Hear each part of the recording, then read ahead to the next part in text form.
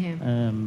ஒரு வசனத்தை நான் வாசிக்கிறேன். एक वचन मैं पढ़ना चाहूंगा। எபிரேயர் 4 அதிகாரம் 12 வசனத்தை வாசிக்கிறேன். हिब्रू का किताब चैप्टर 4 वर्स 12 पढ़ूंगा। எபிரேயர் நிருபத்திலே நாம இந்த வசனத்தை 12 வசனத்திலே நான் வாசிக்க போகிறேன். 12वीं वचन हम पढ़ेंगे। தேவனுடைய வார்த்தையானது ஜீவனும் வல்லமையும் உள்ளதாயும் இருபுறமும் கருக்குள்ள எந்த பட்டயத்திலும் கருக்கானதாயும் ஆத்துமாவையும் ஆவியையும் கணுக்களையும் ஊனையும் பிரிக்கத்தக்கதாக உருவ குத்துகிறதாயும் இருதயத்தின் நினைவுகளையும் யோசனைகளையும் வகையறுக்கிறதாயும் இருக்கிறது. यहाँ पे हम देख रहे हैं कि परमेश्वर का वचन जीवन और प्रबल और हर एक दोधारी तलवार से भी बहुत ही चौका और प्राण और आत्मा को जांचता है और मन की भावनाओं विचारों को जांचता है। देखे கடந்த பல வாரங்களாக நாம் இந்த வசனத்தை பார்த்து வருகிறோம். कई पहले हफ्तों से हम आकर इस वचनों को हम देख रहे हैं। கர்த்தருடைய வார்த்தையிலே நமக்கு இங்க ஜீவனும் வல்லமையும் இருக்கிறது என்று நாம் பார்க்கிறோம். हमने कई हफ्तों से देखा है कि परमेश्वर के वचन में जीवन और प्रबल है। இந்த ஜீவன் மிகப்பெரிய ஒரு இயேசு கிறிஸ்துவினுடைய உயிர்த்தெழுந்த ஜீவனா இருக்கிறது, வல்லமையா இருக்கிறது. अब ये जीवन जो है परमेश्वर की आके जी उठने का एक बहुत ही बड़ा जीवन और प्रबल है। இந்த ஜீவன் மனுஷருக்கு ஒளியா இருக்கிறது என்று நாம் வேதத்திலே வாசிக்கிறோம். और हमने वचन में पढ़ा है कि ये जीवन मनुष्य का एक ज्योति बनकर है। அந்த ஒளி இருளிலே பிரகாசிக்கிறது. और वो ज्योति आके अंधेरा में उजाला बनकर आया है। இருளானது அதை ஜெயிக்கவில்லை என்று நாம் வேதத்திலே வாசிக்கிறோம். और हमने वचन में पढ़ा है कि अंधेरा आको उस उजाला को जीत नहीं पाया। பிரியமானவர்களே, நாம் இந்த வார்த்தை நமக்குள்ள உள்ள போயிருக்கனால நாம் மறுபடியும் பிறந்திருக்கிறோம்.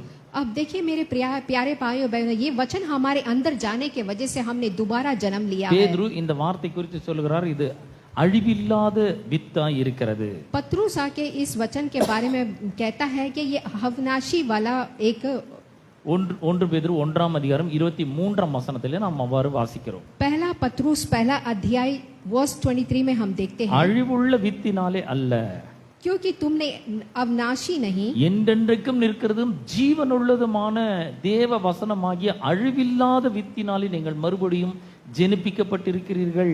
पर अविनाशी बीज से नहीं, परमेश्वर की जीवित और सदा ठहरने वाली वचन के द्वारा नया जन्म पाया है। இந்த ஜீவனும் வல்லமையும் உள்ள வார்த்தை நமக்கு உள்ள போய் ஒரு பெரிய டிரான்ஸ்ஃபர்மேஷனை ஏற்படுத்தி இருக்கிறது. अब ये जीवन और प्रबल वचन हमारे अंदर जाके हमारे जीवन में एक बहुत ही बड़ा बदलाव लाया है। அது ஒரு பெரிய மாற்றத்தை நமக்குள்ள ஏற்படுத்தி இருக்கிறது. और एक बड़ा ही बदलाव हमारे जीवन में लेके आया है। இதுவரைக்கும் இல்லாத ஒரு சக்தியை நமக்குள்ளே கொண்டு வந்திருக்கிறது. और हमारे जीवन में एक बहुत ही अद्भुत शक्ति लेके आया है। இந்த உலகத்தில் இல்லாத ஒரு டிஃபரண்ட் பவர் நமக்குள்ளே கொண்டு வந்திருக்கிறது. इस दुनिया में ऐसा नहीं है, वैसा एक बड़ा सामर्थ्य हमारे जीवन में लेके आया है। நாம வல்லமை மிக்கவர்கள், பவர்ஃபுல், we are powerful. और हम लोग एक सामर्थ्य से भरे हुए हैं। நிறைய பேர் நினைக்கிறாங்க கிறிஸ்தவனா they are powerless ன்னு நினைக்கிறாங்க. बहुत लोग सोचते हैं कि मसीहा के लोग में आके कोई सामर्थ्य नहीं होता है। பல இடங்கள்ல அவர்களை அடக்குகிறார்கள், ஒடுக்குகிறார்கள், துன்புறுத்துகிறார்கள், உபத்திரவப்படுத்துகிறார்கள். उनको आके मारते हैं, दुख पहुंचाते हैं, मुश्किल उठाते हैं। இதெல்லாம் பார்க்கும்போது கிறிஸ்தவர் எல்லாமே பவர்லெஸ் கிறிஸ்டியன்ஸ் என்று நினைக்கிறார்கள். जब हम ये सब कुछ चीजें हम देखते हैं कि देखते ही मसीहा लोग में कोई सामर्थ्य नहीं होता है करके இல்லை, கிறிஸ்தவர்கள் பவர்ஃபுல் கிறிஸ்டியன்ஸா இருக்கிறார்கள். ऐसा नहीं है भाई बहनों, मसीहा के लोग एक सामर्थ्य से भरे लोग होते हैं। The powerful word of God get inside of them and they become new creation. सामर्थ्य से भरा हुआ परमेश्वर का वचन जब अंदर जाता है तो एक नया सृष्टि बनते हैं। நீங்கள் புது சிருஷ்டிகளாக மாற்றப்பட்டிருக்கிறீர்கள். आप लोग आके एक नया आके जन्म लिए हैं। நம் பாவிகள் அல்ல, நீதிமான்களா இருக்கிறோம். हम लोग आके पापी नहीं है पर एक नीतिमान बने நம் हैं। பிசாசினுடைய பிள்ளைகள் அல்ல, தேவனுடைய பிள்ளைகளா இருக்கிறோம். हम आके शत्रु के बच्चे नहीं है बल्कि परमेश्वर के बच्चे हैं। தேவனும் நாமும் ஒன்றாக்கப்பட்டிருக்கிறோம். हम और परमेश्वर एकदम एक है। இந்த வார்த்தை குறித்து யோவான் தம்முடைய சுவிசேஷத்திலே இவ்வாறு கூறுகிறார். अब इस वचन के बारे में आके யோவான் आकर बताता है। 1 அதிகாரம் 1 வசனத்திலிருந்து வாசிக்கிறேன். मैं आके யோவாना पहला अध्याय पहला वचन से पढ़ूंगा। ஆதியிலே வார்த்தை இருந்தது, அந்த வார்த்தை தேவனிடத்தில் இருந்தது, அந்த வார்த்தை தேவனாய் இருந்தது. आदि में वचन था और वो वचन परमेश्वर के साथ और वो वचन परमेश्वर था।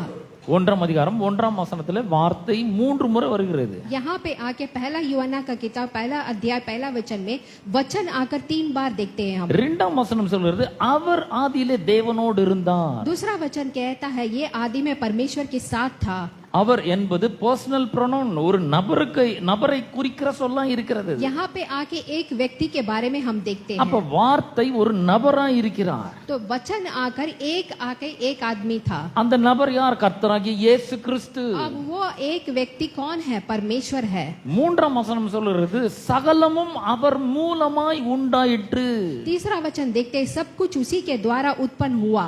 சோ இந்த மூன்றாம் வசனம் நமக்கு ஒரு காரியத்தை போதிக்கிறது. अब ये तीसरा वचन हमको एक चीज सिखाता है। இந்த வார்த்தையில ஜீவனும் வல்லமையும் இருக்கிறபடினாலே இது உருவாக்குகிற பவரும் உள்ள இருக்கிறது. अब इस वचन में आके जीवन और सामर्थ्य होने के वजह से ये आके उत्पन्न करने का एक सामर्थ्य इसमें है। நாம் கண்களால் பார்க்கிற இந்த பூமி அண்ட சராசரம் எல்லாவற்றையும் இந்த வல்லமையான வார்த்தை தான் உருவாயிற்று. हम अपने आंखों से देखने वाले ये सारे दुनिया आके बातों के वचन के जरिए ही उत्पन्न हुआ है। அப்ப இந்த வார்த்தையில உருவாக்குகிற வல்லமை இருக்கிறது. तो देखेंगे तो इस वचन में आके उत्पन्न करने का एक सामर्थ्य है। பாருங்க இந்த வார்த்தை எவ்வளவு பவர்ஃபுல்லா இருக்குதுன்னு கொஞ்சம் யோசிச்சு பாருங்க. तो आपको सोच के देखना है कि इस वचन में कितना सामर्थ्य है। இது உருவாக்க கூடியதா இருக்கிறது.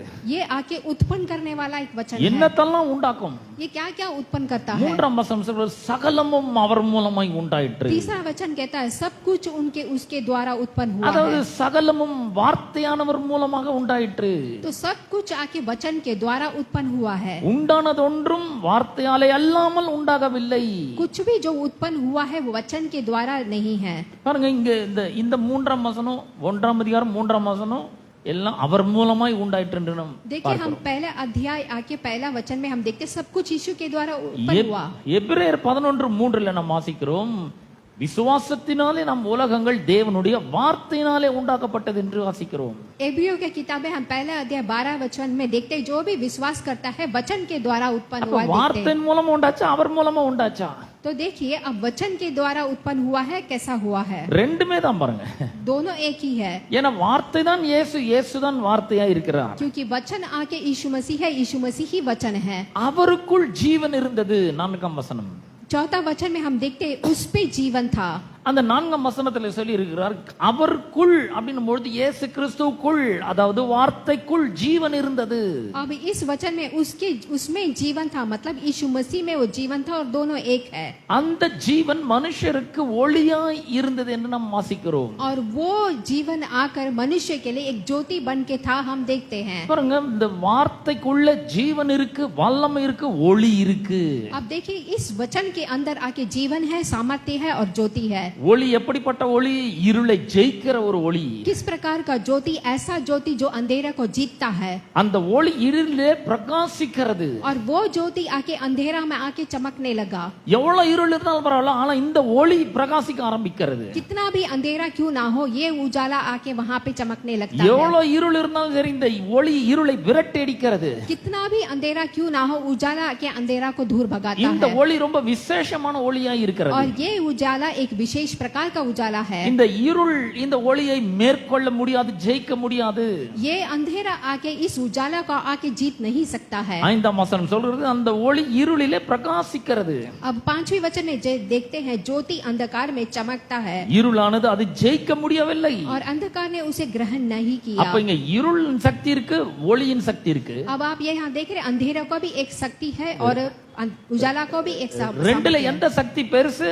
दोनों सामर्थ्य में कौन सा सामर्थ्य बड़ा है? ஒளியின் சக்தி தான் பெருசு பாருங்க. उजाला का सामर्थ्य ही बड़ा है। ஒளி வரும்பொழுது இருள் ஆட்டோமேட்டிக்கா விலகி ஓடுகிறது. जब आके उजाला आता है तो अंधेरा भागता है எல்லா தீமையும் இருள் தான். और सारा बुरी चीजें अंधेरे ही है எல்லாம் நல்லதும் ஒளியா இருக்கிறது. और सब कुछ अच्छी चीजें आके उजाला है। பாருங்க நம்மளுடைய வாழ்க்கையில ஒளி வீச ஆரம்பித்து விட்டது. तो देखिए हमारे जीवन में भी उजाला आके चमकने लगा நமக்கு உள்ளே ஒளி பிரகாசிக்க ஆரம்பித்து இருக்கிறது. और हमारे अंदर आके उजाला चमकने लगा है வார்த்தையில அந்த ஒளி இருக்கிறது. और वो आके वचन में एक उजाला है। ஆகவேதான் இயேசு சொல்லுகிறார் நீங்கள் இந்த உலகத்துக்கு வெளிச்சமாய் இருக்கிறீர்கள். इसीलिए यीशु कहते हैं कि आप इस दुनिया के लिए एक उजाला है।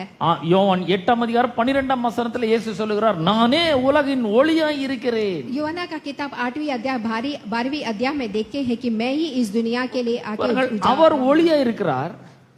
तो देखिए यीशु आके उजाला है, அவர் நமக்குள்ள வந்திருக்கிறாரு. वो हमारे अंदर है நாம் இந்த உலகத்துல வெளிச்சமாய் இருக்கிறோம். और हम इस जगत के लिए ज्योति है। ஏசாயா 60ஆம் அதிகாரத்துல வேதம் சொல்லுகிறது, यशायाह का किताब में हम देखते हैं 2ஆம் வசனத்திலே எஸ்ஐயா 62 இதோ இருள் பூமியையும் காரிருள் ஜனங்களையும் மூடும் ஆனால் உன்மேல் கர்த்தர் உதிப்பார். यहाँ पे देखते हैं कि यशायाह चैप्टर 60 वर्स 2 में देखते हैं कि देख पृथ्वी पर तो अंधकार और राज्य के लोगों पर घोर अंधकार छाया हुआ है, அவருடைய மகிமை உன்மேல் காணப்படும். परंतु तेरे ऊपर यहोवा का उदय होगा. பாருங்க, மகிமை அப்படின் போது அது ஒரு விதமான ஒளி. அது तो देखिए यहाँ पे आके महिमा आके एक प्रकार का उजाला है. தேவனுடைய மகிமை உன்மேல் காணப்படும் என்றால் என்ன? और परमेश्वर की महिमा आपके ऊपर है तो उसका मतलब क्या है? எபிரேய மொழியில வந்து பாத்தீங்கன்னா ஒரே விஷயத்தை ரெண்டு முறை சொல்லுவாங்க ஒரு வசனத்துல. तो यहाँ पे एब्रियो के भाषा में एक ही चीज को दो बार बोला जाता है. இந்த வசனத்துல பாருங்க, அந்த மாதிரி உங்களுக்கு காண்பிக்க விரும்புறேன். मैं यहाँ पे आके उस वचन में आपको दिखाना चाहता हूँ. பூமியையும் காரிருள் ஜனங்களையும் மூடும். यहाँ पे देखते देख पृथ्वी पर तो अंधकार और राज्य में लोग पर घोर अंधकार छाया हुआ है. இருளும் காரிருளும் ஒரே கேட்டகரியை சேர்ந்ததுதான். देखिए अंधेरा दोनों ही है. ஆனாலும் உன்மேல் கர்த்தர் உதிப்பார். लेकिन आपके ऊपर आके यीशु आएगा. கர்த்தருடைய மகிமை உன்மேல் காணப்படும். परमेश्वर की महिमा तुम्हारे ऊपर होगा. What is the glory of God? तो वो ग्लोरी का क्या है, महिमा क्या है? Glory is the weight of God. वहाँ पे आके महिमा को हम देखते हैं. Glory is God himself. महिमा आके परमेश्वर के ही हम देखते हैं. கர்த்தர் உதிப்பார்னு சொல்லிறாரு. तो यहाँ पे हम देखते हैं परमेश्वर மகிமை உன்மேல் காணப்படும் என்று சொல்லி இருக்கிறார். यहाँ पे देखते हैं कि महिमा तेरे ऊपर उदय होगा. மகிமை தான் கர்த்தர்.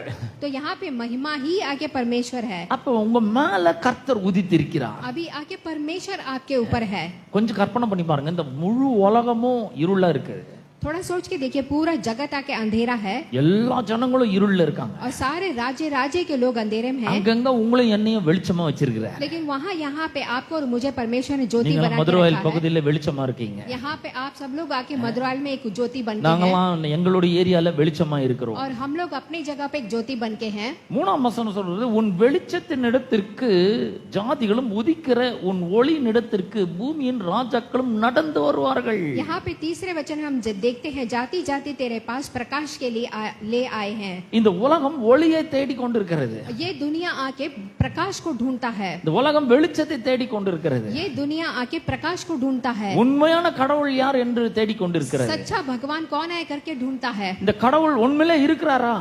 ये परमेश्वर सच में है क्या करके. அப்படி இருந்தால் அவர் எனக்கு உதவி செய்ய முடியுமா? अगर ऐसा है तो क्या वो मुझे मदद कर सकता है? என்னுடைய சூழ்நிலையை மாற்ற முடியுமா? मेरे परिस्थितियों को बदल सकता है என் क्या? கஷ்டங்களை போக்க முடியுமா? मेरे मुश्किल को दूर कर सकता है என் क्या? கண்ணீரை தொடக்க முடியுமா? मेरे आंसुओं को पहुंच सकता है क्या? என் பொருளாதாரத்தில் எனக்கு உதவி செய்ய முடியுமா? मुझे पैसे की रीति में मदद कर सकता है क्या? உண்மையாவே ஒரு கடவுள் இருக்கிறாரா? सच्चा भगवान कोई है क्या? என்று இந்த உலகம் கடவுளை தேடி கொண்டிருக்கிறது. ऐसा आके भगवान को ये दुनिया ढूंढता ஆனா है. உங்களுக்குள்ள எனக்குள்ள கடவுள் இருக்கிறார். लेकिन आपके और हमारे अंदर परमेश्वर है. உள்ள இருக்கிற கடவுளை நம்ம வெளியே காண்பிக்கிறவர்களாக இருக்க வேண்டும். अंदर जो परमेश्वर उसे बाहर दिखाने वाला हम लोग होना चाहिए. ஆண்டவர் அதை செய்ய வல்லமையுள்ள தேவனாய் இருக்கிறார். परमेश्वर उसे करने के लिए अद्भुत परमेश्वर है. ஏசாயா 40 அதிகாரம் 5 வசனத்தை வாசிக்கிறேன். यशायाह चैप्टर 40 वर्स 5 पढ़ता हूँ. கர்த்தரின் மகிமை வெளியரங்கமாகும். तब यहोवा का तेरा प्रकट होगा.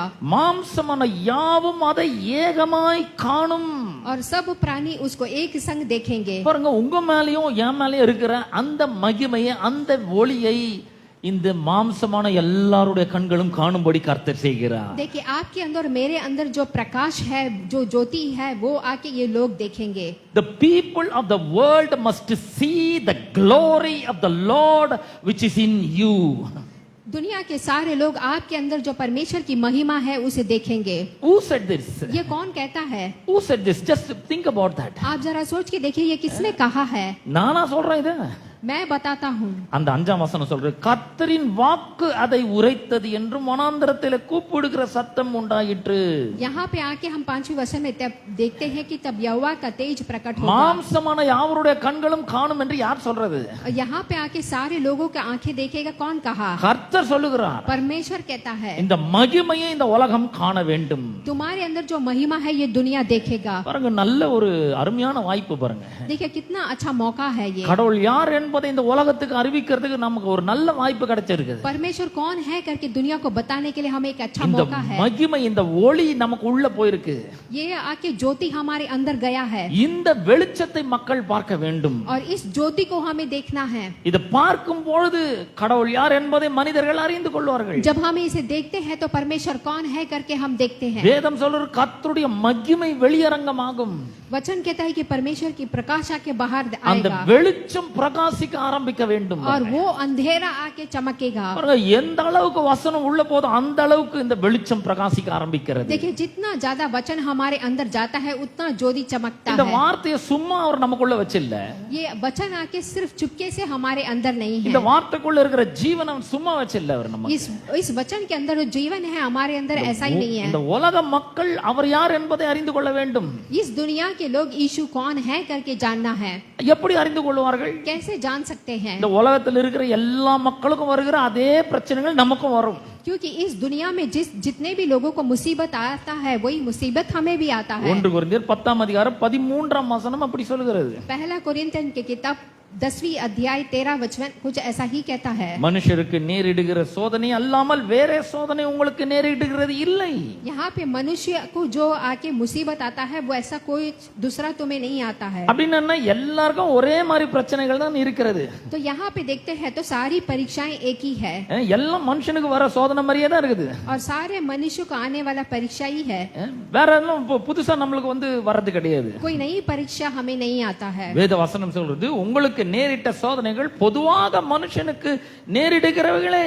तो यहाँ पे वचन कहता है कि जो परीक्षा तुम्हें आता है सारे मनुष्य को आता है. நம்ம குடும்பத்துல சண்டை வருது, மற்ற குடும்பங்களிலும் சண்டை வருது. हमारे परिवार में भी झगड़े आते हैं, बाकी परिवारों में भी झगड़ा आता है. கிறிஸ்தவர்கள் நோய்வாய்ப்படுகிறார்கள், மற்றவர்களும் நோய்வாய்ப்படுகிறார்கள். मसीहा के लोग को भी बीमारी आता है, दूसरे लोग को भी बीमारी आती है. கிறிஸ்தவர்களுக்கும் பண பிரச்சனை வருது, மற்றவங்களுக்கும் பண பிரச்சனை வருகிறது. दूसरे लोग को भी बहुत मुसीबतें आते हैं, मसीहा के लोग को भी मुसीबतें आती हैं. எல்லாருக்கும் வர பிரச்சனை தான் நமக்கும் வருகிறது. सभी लोगों को आने वाले मुसीबतें हमें भी आती है. ஆனா எங்க வித்தியாசம் ஏற்படுகிறது? இந்த வார்த்தை நமக்குள்ள இருக்குது, வெளிச்சம் நமக்குள்ள இருக்குது, ஜீவன் நமக்குள்ள இருக்குது.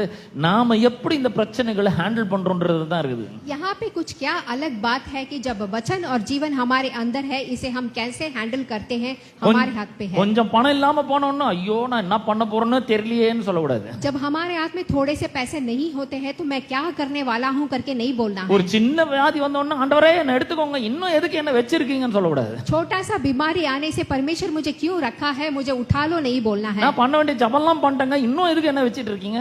मैं तो सारा प्रार्थना कर लिया, अभी भी क्यों मुझे रखा है. நான் வந்துடுறேன், உங்ககிட்ட வந்துடுறேன். मैं आपके पास आ जाता हूँ. என்ன ஆவறது? இங்க இருக்கிற குடும்பம் என்ன ஆவறது? यहाँ पे रह के क्या करूँगा. அவர் ஒன்னும் உங்களை கூப்பிடல, परमेश्वर आपको नहीं बुला रहे நமக்கும் அந்த எண்ணம் வந்துடுது. और हम लोग को ही ऐसा सोच आ जाता இங்க है. வாழறது ரொம்ப கஷ்டம் பாருங்க. यहाँ पे आके हमें जीने के लिए मुश्किल ஏன்னா लग இது रहा है பொல்லாத உலகமா இருக்கு, क्योंकि यहाँ पे बहुत ही வேதனை நிறைந்த உலகமா இருக்கு, बहुत दुख भरा दुनिया है, உபத்திரவம் நிறைந்த உலகமா இருக்கு, मुश्किल भरा दुनिया है, கஷ்டங்கள் நிறைந்த உலகமா இருக்கு, कष्ट से भरा हुआ दुनिया है, நஷ்டங்கள் ஏற்படுகிற உலகமா இருக்கிறது. बहुत सारे आके कमी घटी होती இந்த है. உலகத்துல கடவுளை நம்பி அவருடைய வார்த்தை இருக பிடித்து கொண்டு விசுவாசத்தோடு இந்த வார்த்தைகளை பேசுறது ரொம்ப கஷ்டம். इस दुनिया में आके विश्वास के साथ जीकर परमेश्वर के वचन को पकड़कर जीना ही हमारे लिए இந்த मुश्किल है. எல்லா பிரச்சனைகள் மத்தியில வெற்றி பெறது தான் ரொம்ப கஷ்டம் பாருங்க. ये सारे मुसीबतों के बीच में जीत पाना ही मुश्किल है. செத்து பரலோகம் போறது ரொம்ப சுலபம். आके मर के आके स्वर्ग में जाना बहुत आसान है. அப்ப ஒரு சின்ன பிரச்சனை வந்தோம்னா நம்ம வந்துடுறோம் ஆண்டவரேன்னு சொல்லக்கூடாது. लेकिन छोटा सा मुसीबत आने से यीशु मसीह मैं आपके पास आ जाता हूँ அப்போ करके नहीं ஏன் बोलना இவ்வளவு சீக்கிரம் எதுக்கு வந்த போய் உன் வேலை எல்லாம் முடிச்சுட்டு வான்னு है. यहाँ पे இவ்வளவு சீக்கிரம் எதுக்கு வந்த நீ? तो आप देखना है क्या है. நீ முடிக்க வேண்டிய வேலை நிறைய இருக்குது. आपको आके धन्य रहना है. சுவிசேஷம் நிறைய பேருக்கு அறிவிக்க வேண்டியது இருக்கு. आपको आके परमेश्वर के वचन என் के நாமத்துல உன்னை கொண்டு அற்புதங்கள் செய்ய வேண்டியது நிறைய இருக்கு. परमेश्वर के नाम से अद्भुत करने वाला बहुत काम है. இன்னும் உன்னை கொண்டு எவ்வளோ வேலைகள் பாக்கி இருக்கு, பெண்டிங் இருக்கு. आपके द्वारा बड़े बड़े काम करने वाला अभी बहुत है. போய் வேலையை பாரு அப்படின்னு வரு. तो आप आके आपको अपना काम करना है. நமக்கு என்ன வேலையை வச்சுக்கிறாருன்னு நீங்க யோசிக்க கூடாது. हमारे लिए ईश्वर ने क्या काम रखा है करके आप नहीं सोचना है. எபேசியர் 2:10 சொல்லுகிறது. एफेसियन की किताब चैप्टर 10 चैप्टर 2 वर्स 10 कहता है. எபேசியர் 2:10 சொல்லுகிறது. चैप्टर 2 वर्स 10 कहता है. நற்கிரியைகளை செய்கிறதற்கு கிறிஸ்து இயேசுவுக்குள் நாம் சிருஷ்டிக்கப்பட்டு தேவனுடைய செய்கையாய் இருக்கிறோம். यहाँ पे क्योंकि हम उसके बनाए हुए हैं और मसीहा यीशु में उनका भले कामों के लिए सृजा गए हैं. நாம் செய்ய வேண்டிய நிறைய நற்கிரியைகள் இருக்கிறதுங்க. हम लोग आके भला काम करने वाला बहुत कुछ है. நற்செய்தி அறிவிக்க வேண்டும், परमेश्वर की शुभ समाचार बोलना है, இயேசுவின் நாமத்தை அறிவிக்க வேண்டும், यीशु मसीह के नाम को बोलना है, சுவிசேஷத்தை அறிவிக்க வேண்டும், शुभ समाचार बोलना है, இயேசுவின் இரத்தத்தினால விடுதலை உண்டு என்று சொல்ல வேண்டும். यीशु मसीह के लहू में छुटकारा है करके कहना है. இந்த பொல்லாத உலகத்துல இயேசுவை நம்பி வாழ்ந்து வெற்றியின் மேல் வெற்றியை பெற்று காண்பிக்க வேண்டும். इस मुसीबत भरा हुआ दुनिया में आके यीशु को विश्वास करके जीत के ऊपर जीत पाना है. எல்லாருக்கும் வர பிரச்சனை தான் வருது. देखिए सबको आने वाला मुसीबतें ही आया है. இத நீங்களும் நானும் எப்படி கையாளுகிறோம்? लेकिन आप और मैं इसको कैसे हैंडल இந்த करते हैं? உலகத்தார் கையாளுறதுக்கும் நம்ம கையாளுறதுக்கும் நிறைய வித்தியாசங்கள் இருக்குது. दुनिया वाला मुसीबतों का सामना करना और हम सामना करना में अंतर है. நமக்கு இங்க ஆண்டவர் என்ன சொல்றாரு? यहाँ पे आके वचन क्या இப்ப कहता है? எல்லாருக்கும் பொதுவா வர பிரச்சனை தான் உனக்கும் வருது. यहाँ पे कहते हैं सबको आने वाला मुसीबत ही तुम्हें भी आया 1 है. கொரிந்தியர் 10:13 वचनத்துல पहला कुरिन्थियन के किताब चैप्टर தேவன் உண்மையுள்ளவராய் இருக்கிறார். परमेश्वर आकर सच्चे हैं.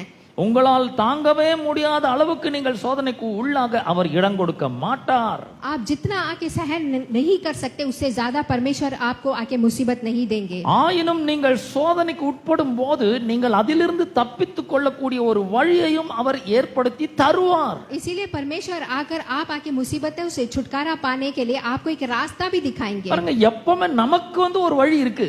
देखिए हमेशा हमारे लिए एक रास्ता है. என்ன வழி? क्या रास्ता? அந்த சோதனையிலிருந்து தப்பித்துக் கொள்ளும்படியான வழி. उस मुसीबत से छुटकारा पाने का एक रास्ता. அதிலிருந்து எப்பவுமே தப்பித்துக் கொள்ளும்படியான ஒரு வழியை அவர் உண்டாக்குகிறவராய் ஏற்படுத்தி தருகிறவராய் இருக்கிறார். उसमें से हमेशा बचने के लिए एक रास्ता परमेश्वर हमारे लिए तैयार करते அப்ப हैं. நாம என்ன பண்ணணும்? தப்பிக்கிறதுக்கு வழியை பார்க்க வேண்டும். अब मैं क्या करना है? उसमें से बचने के लिए रास्ता ढूंढना है. எங்கங்க போறதுக்கு இந்த வழியை கண்டுபிடிக்கிறது? எப்படி கண்டுபிடிக்கிறது? अब मैं कहां से जाके रास्ता ढूंढूं करके இயேசு சொல்றார், நானே வழியும் சத்தியமும் ஜீவனுமா இருக்கிறேன். यीशु मसीह कहता है मैं ही सत्य और रास्ता हूँ. அவர்தாங்க வழி. यीशु मसीह ही आपके लिए रास्ते हैं. வார்த்தை தான் வழியா இருக்கிறது. वचन ही रास्ता है. ஏன்னா அதுல தான் பவர் இருக்கு, क्योंकि उसी में सामर्थ्य है அதுல தான் லைஃப் இருக்கு, और उसी में जीवन है அதுல தான் லைட் இருக்கு. और उसी में ज्योति है. இந்த வார்த்தை நாம தப்பித்துக் கொள்ளக்கூடிய ஒரு வழியாய் இருக்கிறது. और वो वचन आके हम इसमें से आकर बचने के लिए एक रास्ता அங்க है. நமக்கு வர பிரச்சனைகளை நாம் எப்படி எதிர்கொள்ள வேண்டும்? इसीलिए आने वाली मुसीबतों को हम लाकर कैसे सामना करना है. பிரச்சனை வந்த உடனே நமக்கு நல்லா தெரியணும், எனக்கு விரோதமாக உருவாக்கப்படும் எந்த ஆயுதமும் வாய்க்கவே வாய்க்காது என்று சொல்லணும். आपको आके आपके जीवन में एक मुसीबत आते ही आपको पता चलना कि मेरे विरोध उठने वाले कोई भी हथियार आके नहीं आएगा. அப்போஸ்தலனாகிய பவுல் சொல்ற சகலத்தையும் செய்து முடித்தவர்களாய் நிற்க வேண்டும் என்று சொல்லுகிறார். यहाँ पे आके पौल कहते हैं सब कुछ करने के लिए खड़ा होना है பொல்லாங்க நெய்யும் அக்கினி ஆஸ்திரங்களை எல்லாம் அவித்து போட வேண்டும் என்று சொல்லுகிறார். और सारे मुसीबतों को आके दूर करना है. நாம பாருங்க ஒண்ணு ரெடி ஆவறதே கிடையாது. और हम अभी तक तैयार भी नहीं हुए हैं. வேலைக்கு போறவங்களை பாத்தீங்கன்னா டெய்லி காலையில எழுந்து கட்ட கட்ட கட்டன்னு ரெடி ஆகி கிளம்பி ஓடிட்டே இருப்பாங்க. जब हम काम जाते हैं तो हर सवेरे उठ के जल्दी जल्दी रेडी होके जाते हैं. ஏன்னா அவங்களுக்கு ஒரு டாஸ்க் இருக்கு, டெய்லி போய் ஆகணும். क्योंकि हमारे लिए एक काम है डेली जाना पड़ता ஆனா है. இந்த ரிட்டையர்டு பர்சன் எல்லாம் பாருங்க, வேலை எல்லாம் முடிந்து ஓய்வு பெற்றவங்க எல்லாம் பாத்தீங்கன்னா लेकिन ये रिटायर्ड पर्सन को देखिए जो आके छुट्टी लेके रहते हैं, அவங்களுக்கு எந்த வேலையும் இல்லை, எந்த டாஸ்க்கும் கிடையாது. उनको आके कोई काम नहीं है. அவங்க எல்லாமே ஆறாம மெதுவா அப்படியே எழுந்திப்பு எல்லாம் செய்வாங்க. ஏன்னா டாஸ்க் ஒண்ணும் கிடையாது அவங்களுக்கு. वो लोग बस मजे से रहते हैं क्योंकि उनको कोई काम नहीं जाना होता है. கிறிஸ்தவர்கள் பாத்தீங்கன்னா அவங்க ஓய்வு பெற்றவங்க மாதிரியே இருக்காங்க. அவங்க लेकिन मसीहा के लोग आकर हमेशा आके छुट्टी पाए जैसे எதுவும் रहते हैं. பண்ண வேண்டாம், कुछ भी करने की जरूरत எல்லாம் नहीं அவர் है. பார்த்துப்பாரு. सब कुछ यीशु मसीह देख लेगा. அவர் செய்வார் எல்லாத்தையும். सब कुछ यीशु करेगा. அவர் நம்மள செய்ய சொல்லிக்கிறாரு. लेकिन यीशु ने हमें करने के लिए बोला है. நீ உன் வாயை திறப்பா, अब तुम सिर्फ अपना मुंह को खोलो, நீ வார்த்தையினால அந்த வாயை நிரப்பு. अपने वचन के जरिए अपने मुंह से भरो. வாயில சொல்லி சொல்லி இருதயத்தை வார்த்தையினால் நிரப்பு. मुंह से बोल बोल के वचनों को अपने हृदय में भर நான் लो. நிறைய வார்த்தை சொல்லி இருக்கிறேன் உனக்கு. परमेश्वर कहते हैं मैंने बहुत सारे वचन तुम्हें बताया है. அந்த வார்த்தையில ஜீவன் இருக்கு, उस वचन में आके जीवन है. அந்த வார்த்தையிலே சுகம் இருக்கிறது, उस वचन में आके चंगाई है. அந்த வார்த்தையிலே பலன் இருக்கிறது. उस वचन में आके बल है. அப்ப பாருங்க நமக்கு அவங்களுக்கு என்ன வித்தியாசம்? देखिए हम में क्या अंतर है, அவங்களுக்கு வர மாதிரியே பலவீனங்கள் நமக்கு வருது. उनको आने वाले सारे रुकावट हमें भी आता है, அவங்களுக்கு எந்த வழியும் தெரியல. लेकिन उनको कोई रास्ता पता नहीं है, தப்பித்து கொள்றதுக்கான வழி அவங்களுக்கு தெரியல. उनको बचने के लिए कोई रास्ता उन्हें पता नहीं है, ஆனா உங்களுக்கு எனக்கும் வழி இருக்கிறது. लेकिन आपको और मुझे रास्ता पता அவர் है। சொல்றார், மோசேக்கு அவர் தம்முடைய வழிகளை தெரியப்படுத்துகிறார். उन्होंने कहा है कि मूसा को उन्होंने अपना रास्ता दिखाया है, அவர் நமக்கு என்ன வழியை வச்சிருக்கிறாரு? तो हमारे लिए क्या रास्ता रखा है, வார்த்தை என்கிற வழியை வைத்திருக்கிறார். वचन करके एक रास्ता रखा है। நம் ஒரு கிறிஸ்தவனுக்கும் பலவீனம் வருகிறது, கிறிஸ்தவர் அல்லாதவருக்கும் பலவீனம் வருகிறது. मसीहा को भी एक आके आके मुसीबत आता है, मसीहा नहीं रहने में भी मुसीबत आता है। How can we handle this situation? अब इस परिस्थिति को कैसे हम आके सामना करना है, Because we have a way to escape. क्योंकि हमें आके बचने का रास्ता है, Word is the way. ये वचन ही रास्ता है। What is the word says? वचन क्या कहता है? இப்போ 18ஆம் சங்கீதம் 1ஆம் வசனம் சொல்றது, என் பலனாகிய கர்த்தாவே உம்மிலே நான் அன்பு கூறுவேன். यहाँ पे 18वां भजन संगीता हमें देखते हैं कि मेरा बल मैं तेरे को The देखूंगा। word says he became my strength. वचन कहता है कि परमेश्वर ही मेरा बल बना है। பாருங்க, அவர் எனக்கு பலனை கொடுக்கறாருல்ல, देखिए परमेश्वर आके हमको बल देता है, அவரே என்னுடைய பலனா இருக்கிறார். वही हमारा बल बन के है। அப்ப நாம இந்த பலவீனத்தை பார்த்து பேச வேண்டும். तो हम ये बलहीन को देख के हमें बात करना है। நமக்கு ஒரு பலவீனம் வந்தோன்னா புருஷனை பார்த்து சொல்லக்கூடாது, இன்னாத்துக்கு பிரயோஜனம், நீங்க இருந்து என்ன பிரயோஜனம். हम आके मुसीबत आते नहीं बोलना है कि इतना रह के क्या फायदा। இவ்வளோ கஷ்டப்படுறேன்னு உங்களுக்கு ஏதாவது புரியுதா? என் வேதனை புரியுதா? यहाँ पे इतना मुश्किल उठा के मेरा दुख आपको समझ में आता है क्या? ஒரு ஹெல்ப் நீங்க எனக்கு பண்றது கிடையாது. आपने आज तक मुझे कोई मदद नहीं நீங்க किया है। இருக்கிறதும் ஒண்ணுதான், இல்லாததும் ஒண்ணுதான். आप रहना भी एक ही है, नहीं रहना भी एक ही है। உங்களை கட்டின்னு நான் படுற பாடு இருக்குது பாருங்க. आपको शादी करके मैं उठाने वाला मुश्किल, இதெல்லாம் நல்லா பேசுவாங்க, ये सब हम लोग अच्छा बात ஆனா करते हैं, பலவீனத்தை பார்த்து மட்டும் பேசவே மாட்டாங்க. लेकिन यहाँ पे आके बलहीन को देख के नहीं ஆனா बात करते। நீங்களும் நானும் பலவீனத்தை பார்த்து பேச வேண்டும். लेकिन आप और मैं आके बलहीन को देख के बात, பலவீனமே நான் உன்னை பார்த்து பேசுகிறேன். बलहीन मैं तुझे देख के बात करता हूँ। இயேசு என்னுடைய பலனா இருக்கிறார். परमेश्वर मेरा बल है அவர் எனக்கு சத்துவத்தை கொடுக்கிறவரா और இருக்கிறார். उसने मुझे बल दिया है। அவர் பலனற்றவனுக்கு பலனை கொடுக்கிறார். वो बलहीन लोगों को बल देता है சத்துவம் இல்லாதவனுக்கு சத்துவத்தை பெருக பண்ணுகிறவரா இருக்கிறார். और जिसको बल नहीं होता उनका बल को बढ़ाता है। நான் ஒருவேளை பலவீனனா இருக்கலாம், मैं भले ही बलहीन हूँ, ஆனா நான் வாயை திறந்து அதை சொல்ல மாட்டேன். लेकिन मैं उसको मुंह खोलकर नहीं बोलूंगा। ஏன்னா யோவேல் 3:10 சொல்லி இருக்குது, பலவீனனும் தன்னை பலவான் என்று சொல்ல கடவன் என்று சொல்லி क्योंकि இருக்கிறார். जोवेल 3:10 में कहता है बलहीन आपको बलवान बताएगा। பலவீனமே இயேசுவின் நாமத்தில் என்னை விட்டு போ என்று சொல்ல வேண்டும். आपको बोलना है कि बलहीन यीशु मसीह के नाम से मेरे शरीर से जा। அப்ப பாருங்க, நம்ம இந்த பலவீனத்தை பார்த்து பேசும்போது இந்த உலகத்தில் இருக்கிறவங்க எல்லாம் பார்ப்பான்.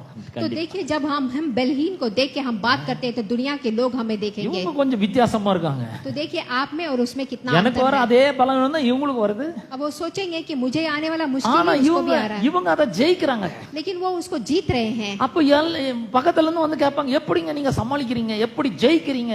तो आपके पड़ोसी आके आपसे पूछेंगे आप इसको कैसे सामना करते हैं और जीतते हैं। அப்ப அவங்களுக்கு எல்லாம் சொல்றோம், எனக்குள்ள ஒரு விசேஷித்த வல்லமை இருக்கிறது. तब जाके आप बोलना है मेरे अंदर एक विशेष प्रकार का God बल है। is my strength. परमेश्वर ही मेरा बल है, God is my power. परमेश्वर ही मेरा सामर्थ्य है, The word lives inside of me. क्योंकि वचन मेरे अंदर जीवित है। In the word there is power. क्योंकि वचन में आके सामर्थ्य है In the word there is life.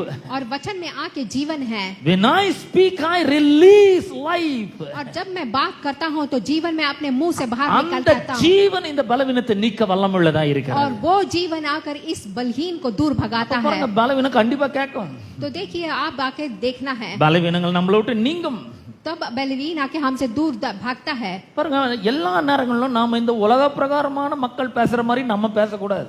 देखिए कई समय पे दुनिया जो बोलता है वही हमें भी नहीं बोलना அவங்க चाहिए। வேற, நாம வேற. वो लोग अलग है, हम अलग है। அவர்கள் தேவனற்றவர்கள், நம்ம கூட தேவன் இருக்கிறார். हम लोग को परमेश्वर है, उनके पास नहीं है। அவர்கள் பழசெல்லாம் அவங்ககிட்ட இருக்குது, ஆனா நாம புது சிருஷ்டிகளா இருக்கிறோம். उनके पास पुरानी चीजें हैं लेकिन हम लोग आके नया जन्म அவர்கள் लिए हैं। பிசாசின் பிள்ளையா இருக்கிறார்கள், நாம் தேவனுடைய பிள்ளைகளா இருக்கிறோம். वो लोग आके शत्रु के बच्चे हैं, हम लोग परमेश्वर के बच्चे हैं, அவர்கள் இருளில் இருக்கிறார்கள், நமக்குள்ள வெளிச்சம் இருக்கிறது. वो लोग अंधेरे हैं और हमारे अंदर ज्योति அவர்கள் है। ஜீவன் அற்றவர்கள், நாம் ஜீவன் உள்ளவர்கள். वो लोग बिना जीवन के हैं और हम लोग जीवन से हैं, ஏனென்றால் வேதம் சொல்றது குமாரனை உடையவன் ஜீவனை உடையவனாய் இருக்கிறான். क्योंकि जिसके साथ परमेश्वर है उनमें जीवन है, இந்த ஜீவன் எல்லாவற்றை காட்டிலும் பெரிதாய் இருக்கிறது. और ये जीवन सब चीजों से बड़ा है। இந்த ஜீவன் மரணத்தை காட்டிலும் பெரிதாய் ये இருக்கிறது. जीवन आके मृत्यु से भी बड़ा है। இந்த ஜீவன் மரணத்தை விழுங்கக்கூடியதா இருக்கிறது. ये जीवन आके मृत्यु को निकाल लेता இந்த है। ஜீவன் எல்லா பலவீனத்தையும் நோய்களையும் ஒழித்து கட்டக்கூடியதா இருக்கிறது. ये जीवन आके बलहीन और बीमारी को दूर भगाता है, அந்த ஜீவன் எனக்குள்ள உங்களுக்குள்ளும் இருக்கிறது. और वो जीवन आकर मेरे अंदर आपके अंदर है। When problem comes, you must release the life which is inside of जब you. आपके अंदर आके मुसीबत आता है तो परमेश्वर के वचन को आपको बाहर निकालना है। How do you release the life which is कैसे- inside of you? कैसे आके आप जीवन को बाहर लेके आ सकते हैं? By speaking the word of God, faith, by faith. विश्वास के साथ परमेश्वर के वचन को बात करके। So, ஒரு நம்பிக்கையோட பேசணும் பாருங்க. देखिए, आपको विश्वास के साथ परमेश्वर के वचन को கர்த்தர் बोलना है। என்னோட கூட இருக்கிறார். परमेश्वर मेरे साथ है அவர் என்ன விட்டு விலகுறது இல்ல, கைவிடுறது இல்ல. और वो कभी मुझसे दूर नहीं होता है। பல நேரங்களில் நாம பயந்து போயிடுறோம். ये कई समय पे हम भूल जाते பல हैं, பிரச்சனைகள் நம்மை பயம் முறுத்தி விடுகிறது. और कई परिस्थितियां हमें डरा देता है। நம்ம சொல்றோம் அப்படியே இருதயமே நின்னு போச்சு எனக்கு, हम सोचते हैं, हम बोलते हैं कि मेरा हृदय रुक गया, உயிரே போயிடுச்சு அப்படின்றோம். मेरा जीवन ही चला गया। இல்ல இல்ல, அந்த உயிர் நமக்குள்ள இருக்கிறார். அவர் ऐसा नहीं है, वो जीवन हमारे अंदर है, அவர் நம்மளை விட்டு விலகுறதும் இல்ல, கைவிடுறதும் இல்ல. और वो कभी भी हमसे दूर नहीं जाता है। பயம் வரும்போது பயமா இருக்குன்னு நம்ம சொல்லவே கூடாது. और कभी भी हमें ये नहीं बोलना चाहिए मुझे डर लगता है। அதுக்கு ஒரு கிறிஸ்தவனா இருக்கணும்னு அவசியமே கிடையாது. उसके लिए आपको एक मसीहा रहने की जरूरत ही नहीं है। பயமா இருக்குன்னு சொல்றதுக்கு ஒரு கிறிஸ்தவனா இருக்கணுமா? आपको आके डर लग रहा है बोलने के एक मसीहा का में रहना இல்லங்க, है, நம்ம ஆண்டவர் நம்மளை பார்த்து சொல்றாரு, நீ பயப்படாதே, क्योंकि परमेश्वर हमको देख के बोलता है நான் मत डर, நான் உன்னுடனே கூட இருக்கிறேன், मैं तेरे साथ हूँ, திகையாதே, डरना नहीं, நான் உன்னுடைய தேவன், मैं तेरा परमेश्वर हूँ, நான் உன்னை பலப்படுத்துவேன், मैं तेरे को बल दूंगा, உனக்கு ஹெல்ப் பண்ணுவேன், तुझे मदद करूंगा, என் நீதியின் வலது கரத்தினால் உன்னை தாங்குவேன், और अपने दाहिने हाथ से तुझे उठाऊंगा, நான் உன் வலது கையை பிடிச்சிட்டு இருக்கிறேன், मैं तेरे साथ ही हूँ, உனக்கு துணை நிக்கிறேன், तेरे हाथ को पकड़ कर तेरे साथ நீ हूँ, பயப்படாதே அப்படிங்கிறாரு. तू डरना मत, உனக்கு விரோதமாக உருவாக்கப்படும் எந்த ஆயுதமும் வாய்க்காதுன்றாரு. और तेरे विरोध आके कोई हथियार खड़ा नहीं हो ஆனா सकता ஒரு है। நாள்ல எத்தனை முறை நாம பயப்படுறோம் பாருங்க. लेकिन देखिए, हम एक दिन में कितना बार डरते हैं, நம்முடைய வாழ்க்கை குறித்து நமக்கு பயம், अपने जीवन के सोच के लेके डर, எதிர்காலத்தை குறிச்சு பயம், अपने फ्यूचर को लेके डर, நம்முடைய புருஷனை குறிச்சு பயம், अपने पति को लेके डर, மனைவி பற்றி பயம், पत्नी को लेके डर, எல்லாத்துக்குமே பயப்படுறோம் நம்ம. हर चीज के लिए हम डरते பணம் हैं। இல்லைன்னா பயம் உடனே. पैसा नहीं है तो डर लगता है, அவர் அற்புதங்களை செய்கிற தேவனா இருக்கிறாருங்க. लेकिन अद्भुत काम करने वाला परमेश्वर है। நமக்கு வார்த்தை தெரிஞ்சிருந்தா போதும், அந்த பயத்திலிருந்து நம்ம நிச்சயமா விடுதலை ஆக முடியும். हमें वचन पता होने से काफी है, उस डर से हमें बाहर लेके आ நீங்க सकते हैं। நினைக்கலாம், என்ன பிரதர் எனக்கு எவ்வளவு பெரிய பண பிரச்சனை இருக்கு தெரியுமா? अब हम लोग सोचते हैं कि मुझे कितना मुसीबत है करके, பயப்படாம எப்படி இருக்க முடியும்? बिना डर के कैसा रह सकते हैं? பயந்துதான் ஆகணும் அப்படின்னா. डरना ही है, பயப்படாம என்னால இருக்க முடியாது. बिना डर का मैं नहीं रह सकता हूँ, நான் நிச்சயமா பயந்துதான் ஆகணும். सच में डरना ही है, ஏன்னா எனக்கு இருக்கிற பிரச்சனைகள் அவ்வளவு பெருசா இருக்குது. क्योंकि मुझे रहने वाला मुसीबत इतना सारा है, பயப்படாம என்னால வாழ முடியாது बिना डरे मैं जी नहीं सकता, அப்படிங்கிறாங்க. ऐसे सोचते हैं हम பணம் लोग। எங்க இருந்து வரும்? लेकिन ये कैसा है? அவங்களுக்கு ஒரு ஒரு பெரிய ஒரு ஆச்சரியம் பாருங்க. यहाँ पे देखिए, उनको एक बड़ा आश्चर्य எங்க है, இருந்து வரும் कहाँ से आता பாருங்க. है? திடீர்னு இயேசு கிறிஸ்துவின் இடத்துல சிலர்லாம் வந்து கேக்குறாங்க, நீங்க வந்து வரி கட்டுறீங்களா, यीशु मसीह को देख के कुछ लोग पूछते हैं, டாக்ஸ் பே பண்றீங்களா, டாக்ஸ் பே பண்றீங்களா? क्या आप लोग टैक्स पे करते हैं?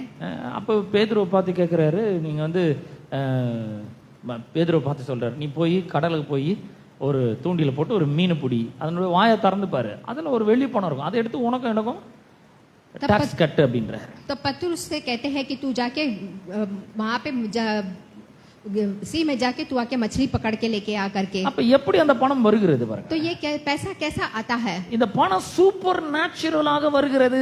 ये पैसा आके एक अद्भुत रीति से आता है, அவர் சூப்பர் நேச்சுரலா நமக்கு பணத்தை கொடுக்க வல்லமை உள்ளவராய் இருக்கிறார். बहुत ही अद्भुत रीति से वो हमें पैसा दे सकता है। அவருக்கு தெரியும் உங்க கையில எப்படி அந்த பணத்தை கொண்டு வந்து கொடுக்கிறதுன்னு. उनको पता है कि कैसे आपको आके पैसा लेके आना है, ஆனா நம்ம மண்டைய போட்டு உருட்டுறோம், எப்படி பண்றது இது, எப்படி வந்து இது நடக்கும். और हम लोग ही अपने दिमाग को बहुत चलाते हैं कि कैसा करना பாருங்க, है। பிரச்சனை அவர்கிட்ட விடுங்க. देखिए, आप अपने मुसीबत को परमेश्वर के அவர் हाथ पे சொல்றாரு, दे நான் दीजिए। பாத்துக்கிறேன், நீ ஒண்ணும் கவலைப்படாத, परमेश्वर कहते हैं कि तेरी मुसीबत को मैं देख लूंगा, तू चिंता मत कर, நான் பாத்துக்கிறேன், मैं देख लूंगा, நீ ஒண்ணும் கவலைப்படாத. तू चिंता मत நீ करो। முதல்ல கவலைப்படுறது நிறுத்து. पहले सबसे पहले तुम चिंता करना बंद करो।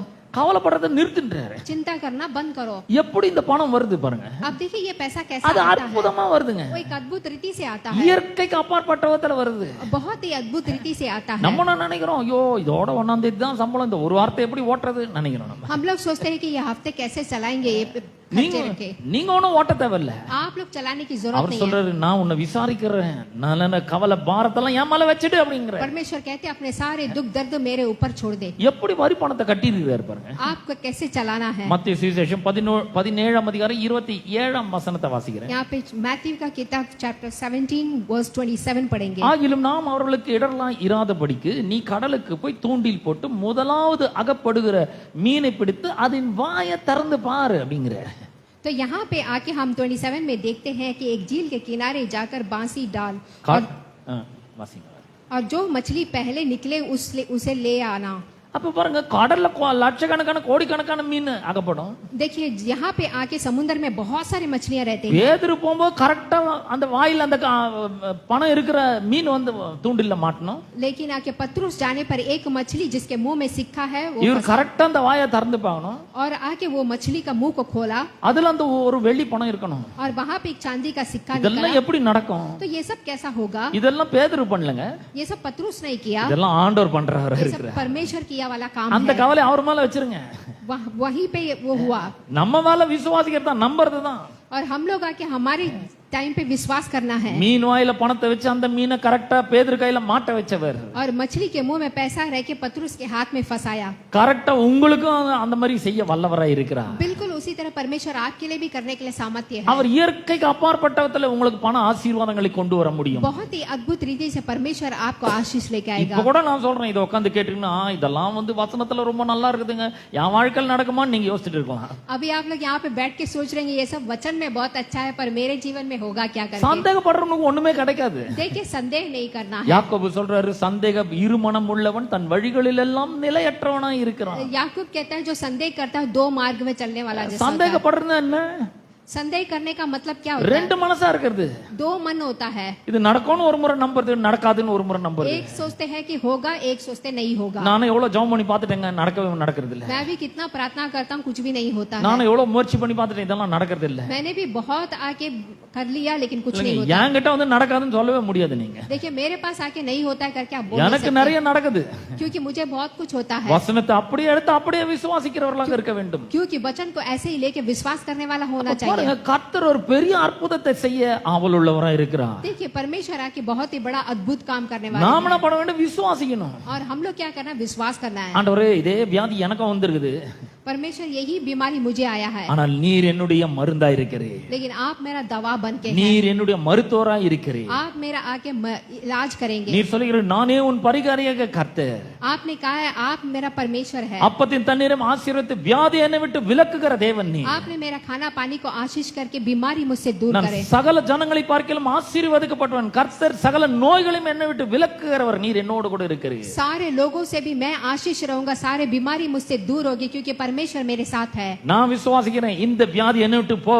मैं विश्वास करता हूँ ये बीमारी मुझसे दूर जाना है சுகமே என்னிடத்துல வா, और चंगाई मेरे पास आना है சண்டையே என்னை விட்டு போ, और झगड़ा मेरे से दूर जाना है, சமாதானமே என்னுடைய வாழ்க்கையில வா, समाधान मेरे जीवन में आना है, தரித்திரமே என்னை விட்டு போ, गरीबी मेरे से जाना है, ஐஸ்வர்யமே என்னிடத்துல வா, धन दौलत मेरे पास आना है, சாபமே என்னை விட்டு போ, शराब मेरे से दूर जाना है ஆசீர்வாதமே என்கிட்ட வா, और आशीष मेरे पास आना है, வியாதியே என்னை விட்டு போ, बीमारी मेरे से जा, சுகமே என்னிடத்துல வா, चंगाई मेरे पास आ, கடனே என்னை விட்டு போ, उधार मेरे से जा பணமே என்னிடத்துல வா. और पैसा मेरे पास आ।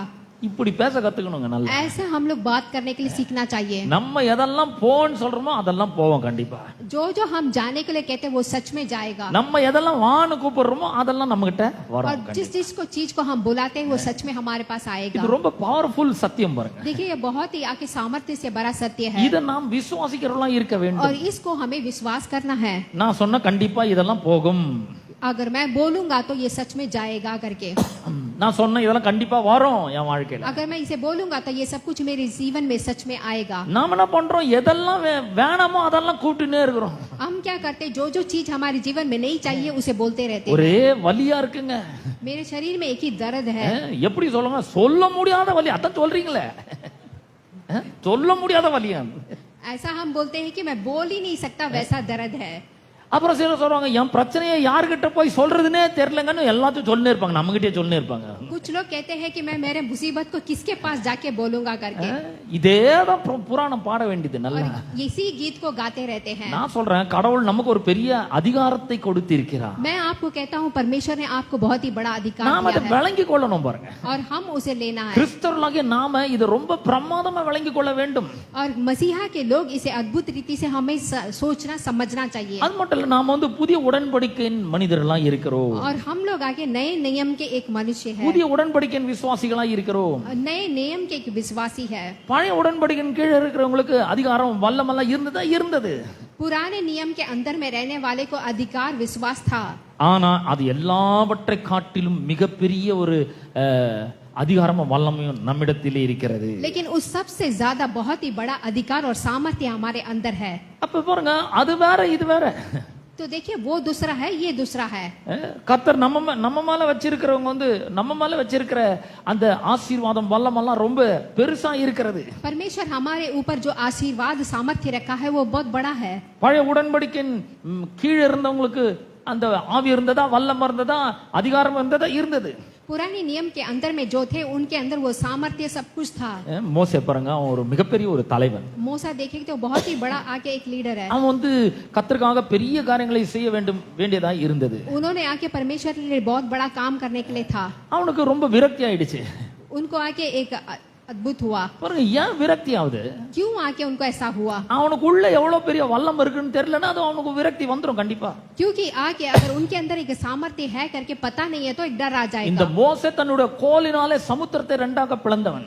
मोसे आके अपने हाथ में छड़ी रख के समुद्र को दो भाग किया। கற்பாறையிலிருந்து தண்ணீரை வரவழைத்தவன். पहाड़ों से पानी को लेके आया। இஸ்ரவேல் ஜனங்களை 40 வருஷங்கள் வனாந்தரத்தில் வழிநடத்தினவன். इजराइल की जनता जंगल में 40 साल चलाया தேவனோட முகமுகமாய் பேசினவன். और परमेश्वर के साथ मुख के मुख बात किया। எல்லாம் அவனுக்கு எப்படி நடந்தது? ये सब कुछ कैसा हुआ? அவனுக்குள்ள கடவுள் தம்முடைய வார்த்தை அவனிடத்திலே கொடுத்திருந்தார். क्योंकि उसके अंदर परमेश्वर ने अपने वचन को दिया। மோசேயோடு பேசுகிறார், ஒரு சிநேகிதனோடு பேசுகிற போல மோசேயோடு பேசினார். मोसे के साथ आके एक दोस्त की तरह परमेश्वर बात करते थे। அப்ப இவனுக்கு 11ஆம் அதிகாரத்துல ரொம்ப என்னாகும், 11ஆம் அதிகாரத்துல பாத்தீங்கன்னா ரொம்ப இவனுக்கு வந்து விரக்தி ஆயிடுது. यहाँ गिनती के किताब 13 अध्याय में आप देखेंगे तो उसको आके एक बहुत चिंता हो जाता है। என்னாகும் 11ஆம் அதிகாரம் 11-12 வசனங்களை வாசிக்கிறேன். यहाँ पे आके गिनती 13 अध्याय 11 पढ़ता हूँ। அப்பொழுது மோசே கர்த்தரை நோக்கி, நீர் இந்த ஜனங்கள் எல்லாருடைய பாரத்தை என்மேல் சுமத்தினதினால் உமது அடியானுக்கு உபத்திரவம் வர பண்ணினது என்ன? உம்முடைய கண்களில் எனக்கு கிருபை கிடையாதே போனது என்ன?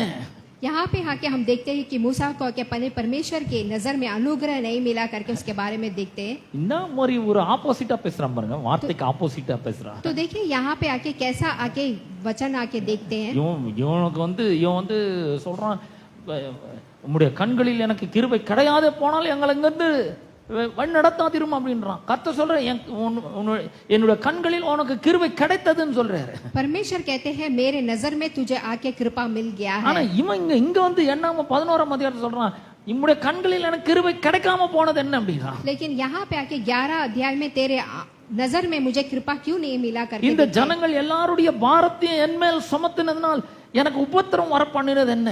यहाँ पे आके जनता के सारे मुसीबतों को उठाने का दुख क्यों मुझे आया? கடவுள் உனக்கு உபத்திரம் வர பண்ணிட்டாராம், எல்லா பாரத்தையும் மேல சுமத்திட்டாராம். देखिए परमेश्वर ने आके सारा दुख दे दिया करके यहाँ पे ஆனா बता கர்த்தர் என்ன சொன்னாரு, இந்த ஒரு தகப்பன் தன்னுடைய பிள்ளையை சுமக்கிறது போல இந்த இஸ்ரவேல் ஜனங்களை அவர் தம்முடைய தோளில் சுமந்து கொண்டு வந்தார். लेकिन परमेश्वर यहाँ पे कहते हैं कि एक पिता आकर अपने बेटे को लेके जाने की तरह इसराइल जनता को लेके गए இவருக்கு हैं। இப்ப விரக்தி ஆயிடுச்சு. तो यहाँ पे उनको आके एक मुसीबत இந்த आ ஜனங்களை வச்சு நான் என்ன பண்றது? गया। अब ये जनता को रख के मैं क्या करूंगा? 12ஆம் வசனம், இவர்களுடைய பிதாக்களுக்கு நான் ஆணையிட்டு கொடுத்த தேசத்துக்கு நீ இவர்களை முலன்கிற பாலகனை தகப்பன் சுமந்து கொண்டு போவது போல உன் மார்பில் அணைத்து கொண்டு போ என்று நீர் என்னோட சொல்லும்படி இந்த ஜனங்கள் எல்லாம் நான் கர்ப்பம் தரித்தேன், இவர்களை பெற்றது நானா? तो यहाँ पे आके 12वीं वचन में हम देखते 11वीं 12वीं वचन में मूसा क्या कहता है करके। இவ்வளோ ஜனங்களை கர்த்தர் சுமந்து வராருங்க, தகப்பன் பிள்ளையை சுமக்கிறது போல. देखिए यहाँ पे आके इतने जनता को, इसराइल जनता को परमेश्वर आके लेके आते हाँ। पिता के समान। மோசே கடவுள் பாத்துக்கிறான், நானா பெத்தேன் இவங்களெல்லாம். लेकिन मूसा आके परमेश्वर को देख के कहते हैं मैंने इनको जन्म नहीं दिया। ஒரு தகப்பன் தன் பாலகனை சுமந்து போவது போல சுமந்து போன்னு என்கிட்ட சொன்னீங்களே, எப்படி சொல்லலாம் நீங்க? यहाँ पे आके पिता आके बालक को गोद में उठा के लेके जाने के ऐसा बोला करके बोलते हैं। மார்பில் அணைச்சு கொண்டு போன்னு சொன்னீங்களே, என்ன எப்படி சொல்லலாம்? अभी आके अपने गले से लगा के उठा कर लेके गया करके बोलते என்ன हैं। பிரச்சனைனா கறி வேணும்னு கேட்டாங்க, அவ்வளவுதான். यहाँ पे क्या मुसीबत हम देखते हैं, ஞாயிற்றுக்கிழமை கறி கேட்கறது ஒரு குற்றமா? यहाँ पे आके मीट पूछा आगे एक मुसीबत है। மத்த நாள்ல கூட வெஜிடேரியன் போடுங்க, பரவாயில்ல. सारे समय पे आके हम आके शाकाहारी खाते हैं, ஆனா ஞாயிற்றுக்கிழமை இவ்வளவு நல்ல பிரசங்கம் பண்ணிட்டு இவ்வளவு நல்ல பிரசங்கம் கேட்டு போய் எப்படி வெஜிடேரியன் சாப்பிட முடியும்? लेकिन संडे आके सारा प्रचार सुन के जाके हम आके नॉनवेज खाना। கறி கேட்டாங்க, அதுக்கு ஒரு பெரிய பிரச்சனை. तो यहाँ पे आके इसराइल जनता आके मीट पूछे, उसके लिए मुसीबत आ गया। கண் உம்முடைய கண்கள் எனக்கு கிருபை கிடைக்காம போனது என்ன அப்படிங்கிற. तो यहाँ पे मूसा कहता है कि आपकी नजर में मुझे कृपा क्यों नहीं मिली। கர்த்தர் வேற ஒண்ணும் பண்ணல. तो देखिए परमेश्वर यहाँ पे क्या कहते हैं, 16ஆம் வசனத்துல यहाँ पे 14 वचन में हम देखते அப்பொழுது हैं, கர்த்தர் மோசேயை நோக்கி, இஸ்ரவேல் ஜனங்களுக்கு மூப்பரும் தலைவருமானவர்கள் இன்னார் என்று நீ அறிந்திருக்கிறாய். அந்த மூப்பரில் 70 பேரை கூட்டி அவர்களை ஆசரிப்பு கூடாரத்திலிருந்து அங்கே உன்னோடு கூட வந்து நிற்கும்படி செய்.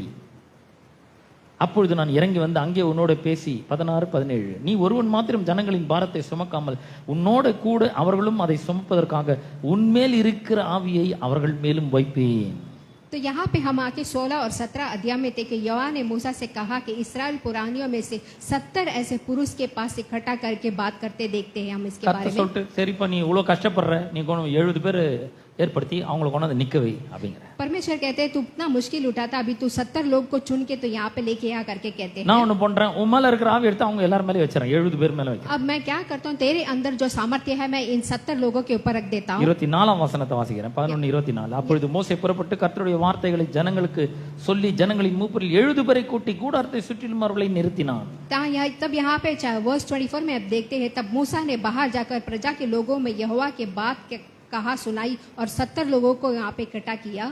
கர்த்தன் மேகத்தில் இறங்கி அவனோட பேசி அவன் மேல் இருந்த ஆவியை மூப்பராகி அந்த 70 பேர் மேலும் வைத்தார். அந்த ஆவி அவர்கள் மேல் வந்து தங்கின மாத்திரத்தில் தீர்க்கதரிசனம் சொன்னார்கள், சொல்லி பின்பு ஓய்ந்தார்கள். तब यहोवा बादल से उतर कर आकर उन 70 लोगों के ऊपर आए करके हम देखते हैं।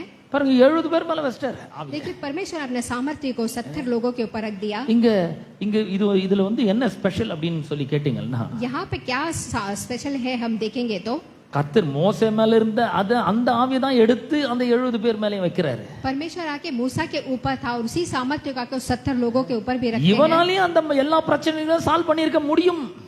मूसा ही आके सारे मुसीबतों को आके खत्म कर सकता था। உள்ள எவ்வளவு பவர் இருக்குன்னு தெரியல, उसके अंदर कितना सामर्थ्य है करके उसको पता था। அதனால கர்த்தர் என்ன பண்றாரு, சரி அந்த அதே ஆவியை எடுத்து 70 பேர் மேல வச்சிட்டாரு. लेकिन परमेश्वर क्या कहते हैं, उसी सामर्थ्य को लेके 70 लोगों के ऊपर डाल देते हैं அந்த அதிகாரத்தை எடுத்து அவங்க மேல வச்சிட்டாரு. और उस अधिकार को लेके उसके अंदर रख देते हैं। அவர்களை கொஞ்சம் அவர்களை வந்து 10 பேருக்கு அதிபதி, 100 பேருக்கு அதிபதி, அப்புறம் வந்து 1000 பேருக்கு அதிபதி, இந்த மாதிரி ஏற்படுத்திட்டாங்க. और वहां पे आके 100 को 1000 लोगों को एक अधिकार बनाया வேற ஒண்ணுமே பண்ணல और कुछ भी नहीं किया। எல்லா பிரச்சனைகளும் தீர்க்கக்கூடிய பவர் உள்ளதான் இருந்தது, सारा सामर्थ्य उसके अंदर था, ஆனா அவனுக்கு விளங்கல. लेकिन उसको समझ में नहीं आया। நான் ஒருத்த மட்டுமே இதெல்லாம் பண்ணிருக்கேன்றான், वो आके बस कुड़कुड़ाने लगा, விரக்தி அடைகிறான். मुश्किल उठाने लगा। கர்த்தர் 70 பேர் வர சொல்லி அதே ஆவி எடுத்து எல்லார் மேலே வச்சிட்டாரு. इसलिए परमेश्वर ने क्या किया, 70 लोगों को बुला के वही सामर्थ्य 70 लोगों के ऊपर डाल दिया। பாருங்க, இந்த அதாவது உள்ள எவ்வளவு பவர் இருக்குன்னு நமக்கு தெரியவே மாட்டேங்குது. देखिए अंदर कितना सामर्थ्य है करके हमको पता नहीं लगता है। 27ஆம் அதிகாரம், உபாகம் 27ஆம் அதிகாரம் வாசிக்கிறேன். 27ஆம் அதிகாரம் 27 पढ़ेंगे, 15ஆம் வசனத்துல இருந்து வாசிக்கிறேன். எண்ணாம 27, 15ல இருந்து வாசிக்கிறேன். गिनती का किताब चैप्टर 27 அப்பொழுது மோசே கர்த்தரை நோக்கி, 17 अध्याय से मैं पढ़ूंगा। கர்த்தருடைய சபை மேய்ப்பனில் அந்த மந்தை போல் இராதபடிக்கு அந்த சபைக்கு முன்பாக போக்கும் வரத்துமா இருக்கிறதுக்கு போகும் அவர்களை இருக்கும்படிக்கும் அவர்களை போகும் வரவும் பண்ணும்படிக்கும் மாம்சமான யாவருடைய ஆவிகளுக்கும் தேவனாகிய கர்த்தர் ஒரு புருஷனை அவர்கள் மேல் அதிகாரியாக ஏற்படுத்த வேண்டும் என்றான். वहां पे हम देखते हैं कि वहां पे एक अधिकार बनाने के बारे में हम यहाँ पे देखते हैं। கர்த்தர் மோசேயை நோக்கி, ஆவியை பெற்றிருக்கிற புருஷனாகி யோசுவா என்னும் நூனின் குமாரனை நீ தெரிந்து கொண்டு அவன் மேல் உன் கையை வைத்து அவனை ஆசாரியனாக எலியாசருக்கும் சபை அனைத்திற்கும் முன்பாக நிறுத்தி அவர்கள் கண்களுக்கு முன்பாக அவனுக்கு கட்டளை கொடுத்து. तब परमेश्वर ने आके अपने मूसा को अपने हाथ रखकर उनको आशीर्वाद करने के बारे में हम वहाँ पे देखते हैं। 20ஆம் வசனம், இஸ்ரவேல் புத்திரராகிய சபையார் எல்லாரும் அவனுக்கு கீழ்ப்படியும்படிக்கு உன் கனத்தில் கொஞ்சம் அவனுக்கு கொடு. और यहाँ पे आके इजराइल के सारी मंडली उसको मान लिए 20ஆம் வசனத்தை ஆங்கில வேதாகமத்தில் வாசிக்கிறேன். 20वीं वचन मैं इंग्लिश में पढ़ता हूँ. And you shall give some of your authority to him, that all the congregation of the children of Israel may be obedient. यहाँ पे हम देखते हैं और अपनी महिमा में से कुछ उसे दे दे. பாருங்க 20 லட்சம் மக்கள் இருக்காங்க, இஸ்ரவேல் மக்கள். 20 लाख इस्राएल के लोग हैं. அவங்க எல்லாம் உனக்கு ஒபே பண்றதுக்கு எவ்வளவு அத்தாரிட்டி தேவைப்பட்டது? அத்தாரிட்டி எவ்வளவு தேவைப்பட்டது? उनको महिमा आके कितना जरूरत था. Give some of your authority to him, to Joshua. थोड़ी सी महिमा आके योशुआ को देने बोले. You shall give some of your authority. थोड़ी सी महिमा. Some of your authority to him. तुम में जो महिमा है थोड़ा सा उनको देने के ஏன்னா யோசேப்பு அவ்வளவு பெரிய வேலை இல்ல. क्योंकि யோசேப் आके उतना बड़ा आदमी नहीं था. இவன் வந்து ஒரு பெரிய விடுதலை பண்ண வேண்டிய அவசியம் இல்ல. எல்லாம் நடந்து முடிஞ்சிச்சு, மோசே மூலமா நடத்திட்டாரு எல்லாம். क्योंकि वो आके बड़ा छुटकारा देने की जरूरत नहीं थी. இவனுக்கு இருக்கிற அதிகாரத்துல கொஞ்சம் எடுத்து அவனுக்கு கொடு, யோசுவா கொடுன்றாரு. वहां पे उसमें रहने वाला थोड़ी सी महिमा योशुआ को देने बोले थे. பழைய உடன்படிக்கையில கொஞ்சம் அதிகாரம் தான். देखिए पुराने नियम में थोड़ा सा அதிகாரம் இருந்தது, वहां पे अधिकार है, ஆனா அது கொஞ்சம் தான். लेकिन थोड़ी सी है. ஆனால் மத்தேயு சுவிசேஷம் 28ஆம் அதிகாரம் 18ஆம் வசனத்துல ஆண்டவர் சொல்றாரு, எல்லா அதிகாரம் வானத்திலும் பூமியிலும் சகல அதிகாரமும் எனக்கு கொடுக்கப்பட்டிருக்கிறது. लेकिन मैथ्यू के चैप्टर 28 में देखते हैं कि सारा सामर्थ्य मुझे दिया है. All authority have been given to me என்று சொல்கிறார். सारा सामर्थ्य हमको दिया है करके है. எல்லா அதிகாரமும் கொடுக்கப்பட்டிருக்கிறது. सारा सामर्थ्य. Jesus came and spoke to them saying, all authority has been given to me in heaven and on earth.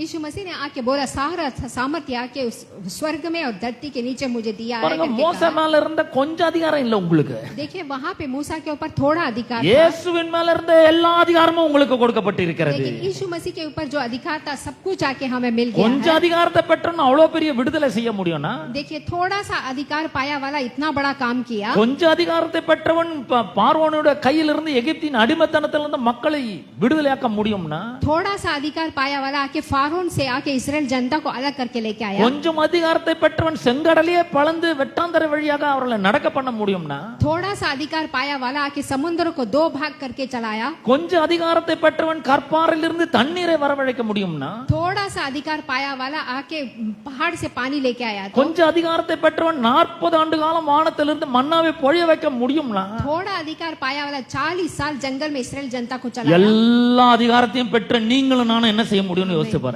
तो देखिए आप और मैं पूरा अधिकार पाए वाले क्या कर सकते हैं. நமக்கு அந்த அதிகாரம் கொடுக்கப்பட்டிருக்கிறது.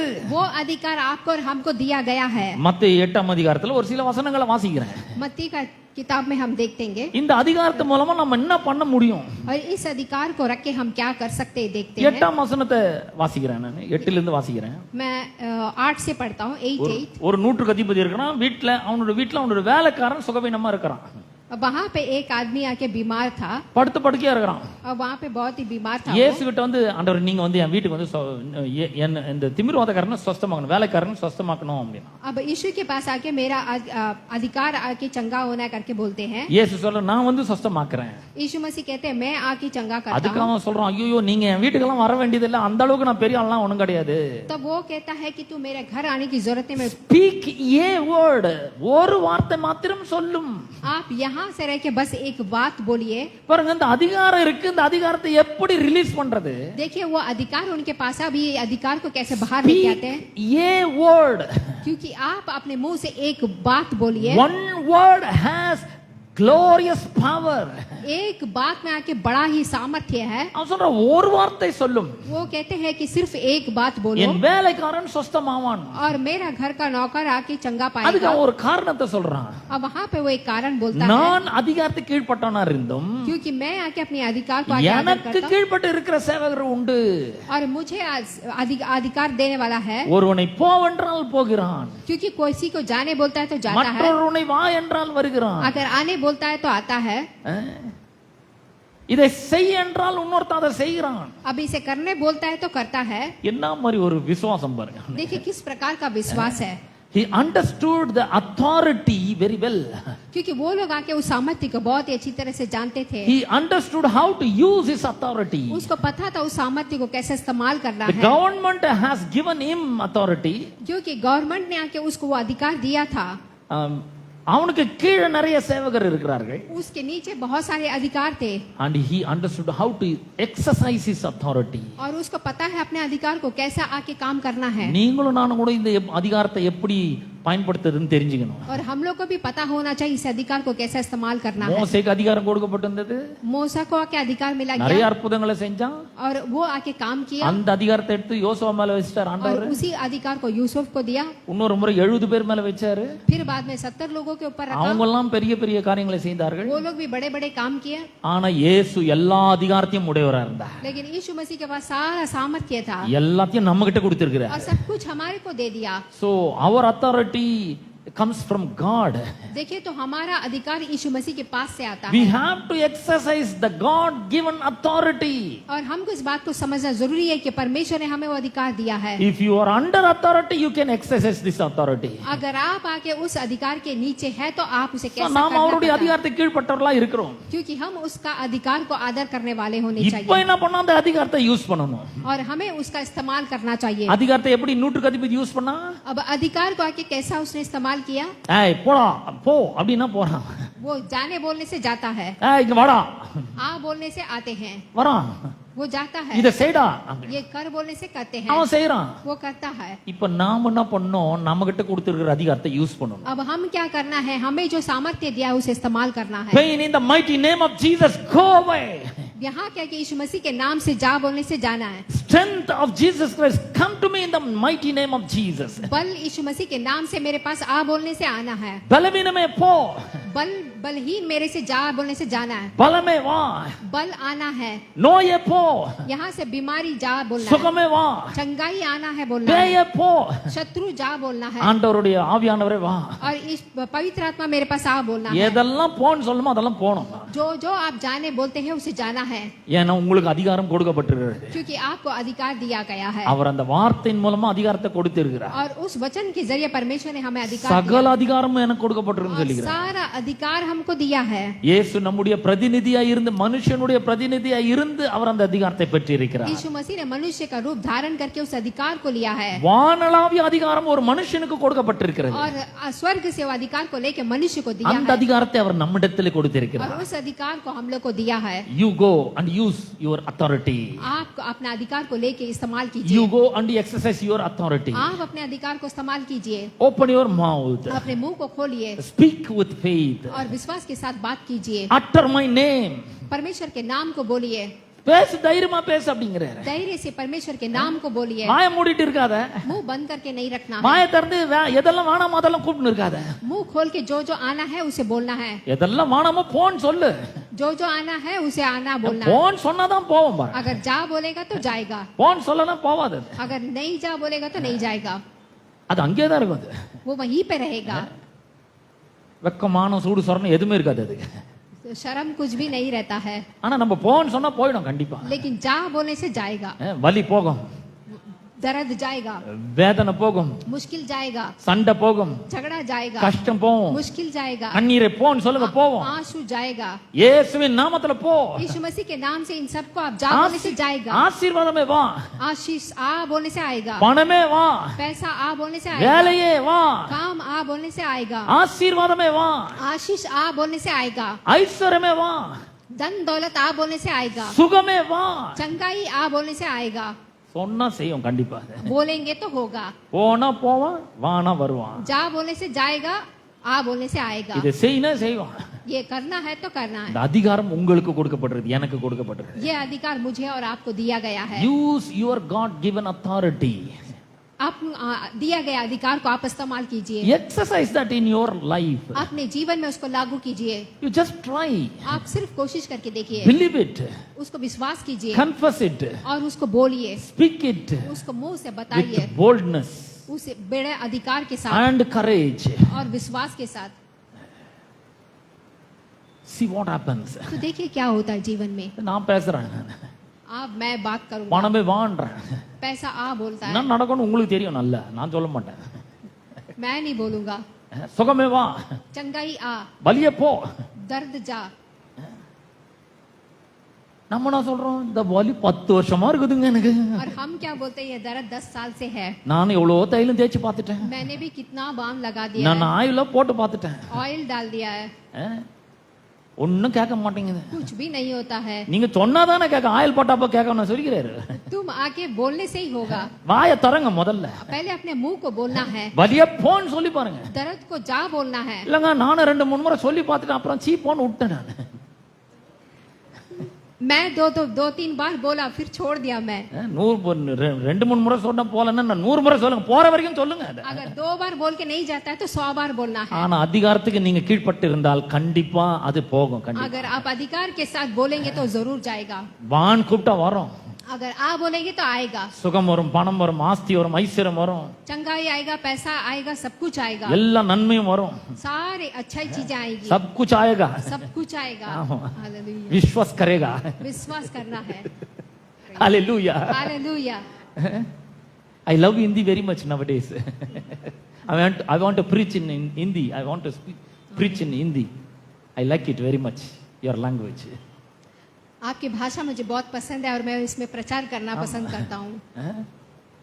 பேசினா எல்லாமே வரும் கண்டிப்பா. अगर बोलेंगे तो सब कुछ आएगा. ஏன்னா கர்த்தர் அந்த அதிகாரத்தை உங்களுக்கு क्योंकि கொடுத்திருக்கார். परमेश्वर ने वो अधिकार हमें दिया है. மோசேக்கெல்லாம் கொஞ்சம் அதிகாரம் தாங்க, मूसा को थोड़ा अधिकार दिया அப்ப है, எவ்வளவு பண்ணிருக்கான் பாருங்க. लेकिन देखिए कितना बड़ा काम ஆனா किया है. உங்களுக்கு எனக்கும் சகல அதிகாரமும் लेकिन கொடுக்கப்பட்டிருக்கு. आपको और मुझको सब कुछ दिया है. परमेश्वर எதெல்லாம் வேணாம்னு நினைக்கிறீங்க அதெல்லாம் போன்னு சொல்லுங்க முதல்ல. जो जो नहीं चाहिए आप उसे जा बोलते हैं, எதெல்லாம் வேணுமோ அதெல்லாம் வான்னு சொல்லுங்க. और जो जो चाहिए उसे आ बोलिए. சொன்னா கண்டிப்பா நடக்கும். अगर बोलेंगे तो सब कुछ होगा. ஏன்னா பவர் உங்களுக்குள்ள இருக்கு, क्योंकि सामर्थ्य आप सबके अंदर है, லைஃப் உங்களுக்குள்ள இருக்கு, जीवन आपके अंदर है, இட்டர்னல் வேர்ட் உங்களுக்குள்ள இருக்கு, परमेश्वर के वचन आपके अंदर है, ரெசரக்ஷன் பவர் உங்களுக்குள்ள இருக்கு, यहाँ पे जी उठने का एक सामर्थ्य आपके லைட் உங்களுக்குள்ள இருக்கு, और उजाला आपके अंदर है, வெற்றி மேல வெற்றி நிச்சயமா உண்டாகும். और जीत के ऊपर जीत आपको जरूर मिलेगा. ஆமென். நான் முதல்ல என்ன பண்ண போறோம், ஜெபம் பண்ண போறோம். சகோதரி அவங்க ஜெபம் பண்ணுவாங்க, பிளஸ் பண்ணி ஜெபம் பண்ணுவாங்க. ஜெபம் பண்ணி முடிச்ச உடனே ஒரு 2 to 3 minutes நம்ம வந்து கம்யூனியன் இருக்கு, அந்த 2-3 நிமிஷத்துல நம்ம கம்யூனியன் முடிச்சிடலாம்.